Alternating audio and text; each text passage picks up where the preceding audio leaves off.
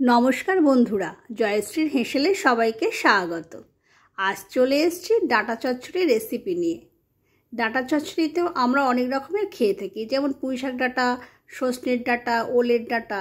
তবে আজ আমি এখানে কাটোয়ার ডাঁটার চচ্চড়ি করে দেখাবো। এই চচ্চড়ির পাশাপাশি আমাদের রান্নাঘরের প্রধান অস্ত্র যে বঁটি, সে একটা নতুন ধরনের বঁটি আপনাদেরকে দেখাবো।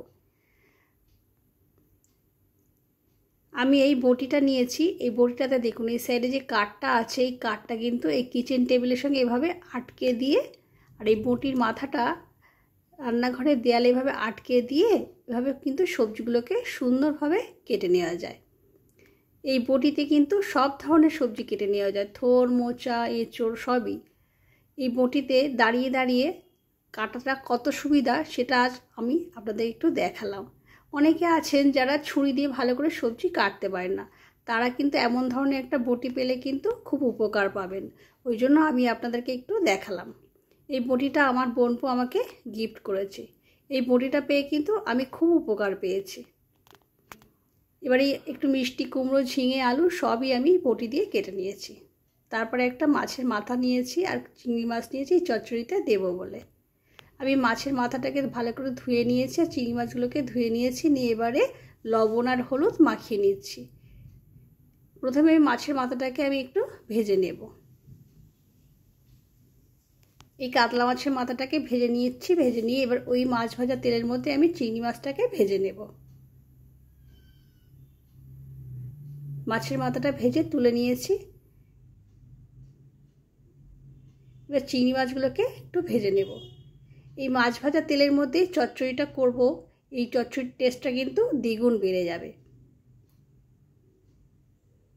এই মাছ ভাজার তেলের মধ্যে আমি অল্প একটু তেল দিয়ে তারপরে 1/4 চামচ আস্ত জিরে ফোড়নে দিয়েছি, একটা শুকনো লঙ্কা 2 টুকরো করে দিয়েছি আর একটু পেঁয়াজ কুচি দিয়েছি। ফোড়নটা একটু হতে দিয়ে কেটে নিয়ে আলুটা কড়াইতে দিয়ে দিয়েছি। দিয়ে আলুটা একটু নাড়াচাড়া করে নিয়ে তারপরে লবণ আর হলুদ দিয়ে আলুটাকে একটু ভাজা ভাজা করে নিচ্ছি। আলুটা একটু ভাজা ভাজা হয়ে গেলে তারপরে আমি কেটে নেওয়া মিষ্টি কুমড়োটা দিয়ে দিলাম। দিয়ে 2টো কাঁচা লঙ্কা চেরা দিয়ে ভালো করে একটু ওলট পালট করে নিলাম। তারপর ঝিঙেটা দিয়ে দিয়েছি। সব সবজিগুলোকে ভালো করে আমি এখানে কষে নিচ্ছি। সবজিগুলো কষে নেওয়া হয়ে গেলে তারপরে এখানে আমি 1 টেবিল চামচ আদা বাটা দিয়েছি আর 1 টিস্পুন জিরের গুঁড়ো আর 1 টিস্পুন ধনের গুঁড়ো এখানে দিয়ে দেব। দিয়ে সবজিটাকে ভালো করে কষে নিয়েছি। নিয়ে এবারে ডাঁটাগুলোকে কড়াইতে দিয়ে দিচ্ছি। আমি এই ডাঁটা চচ্চড়িটা করার জন্য কিন্তু একটুও জল দেব না। আমি এখানে এই ডাঁটা চচ্চড়িটা কিন্তু ভাপে ভাপেই করে নেব। ভালো করে ডাঁটাটা দিয়ে ওলট পালট করে নিলাম। নিয়ে এবারে চাপা দিয়ে মিনিট 7 রেখে দেব। সেদ্ধ হওয়ার জন্য মিনিট 7 ডাঁটাটাকে চাপা দিয়ে রেখে দিলাম। মিনিট 7 পর ডাঁটাটা কিন্তু অনেকটা সেদ্ধ হয়ে এসছে এবং অনেকটা কমেও এসছে। তারপরে একটু ওলট পালট করে নিয়ে 1 টেবিল চামচ লাল লঙ্কার গুঁড়ো দিয়েছি আর 1 টেবিল চামচ আখের গুড় এখানে দিয়েছি। আখের গুড় দিলে না তরকারির টেস্টটা কিন্তু অনেকটা বেড়ে যায়। ওই জন্য আমি এখানে চিনি না দিয়ে একটু আখের গুড় দিয়েছি। আর ডাঁটা চচ্চড়ির শাকেতে একটু মিষ্টি দিতেই হয়। তারপর আমি মাছের মাথাটাকে ভেঙে নিয়ে এই ডাঁটা চচ্চড়ির মধ্যে দিয়ে দিলাম। তারপর চিংড়ি মাছগুলো দিয়ে দিয়েছি। দিয়ে ভালো করে একটু কষে নিলাম। এবারও আবার মিনিট 7 আমি চাপা দিয়ে মাছের মাথাটাকে একটু নরম হওয়ার জন্য এবং ডাঁটাটাকে আরেকটু নরম হওয়ার জন্য রেখে দেব। মিনিট 7 পর চাপাটা খুলে নিলাম। নিয়ে দেখলাম ডাঁটাটা কিন্তু অনেকটা নরম হয়ে এসছে এবং মাছের মাথাটাও কিন্তু অনেকটা নরম হয়ে এসছে।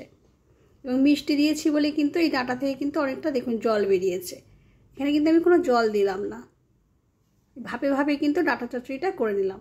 এবার ওভেনটাকে একদম লোতে করে শুকনো করে ভালো করে কষে নিয়ে নামিয়ে নেব। তৈরি হয়ে গেল আমাদের কাটোয়া ডাঁটা চচ্চড়ি। এমন সুন্দর ডাঁটা চচ্চড়ি থাকলে কিন্তু অন্য কোনো সবজির আর দরকার হবে না। দেখুন কত সুন্দর হয়েছে। আমি তো এভাবে বানাই, আপনারা এভাবে একবার বানিয়ে দেখুন। আমার এই ভিডিওটি ভালো লাগলে লাইক, শেয়ার এবং সাবস্ক্রাইব করে দেওয়ার অনুরোধ রইল। ধন্যবাদ।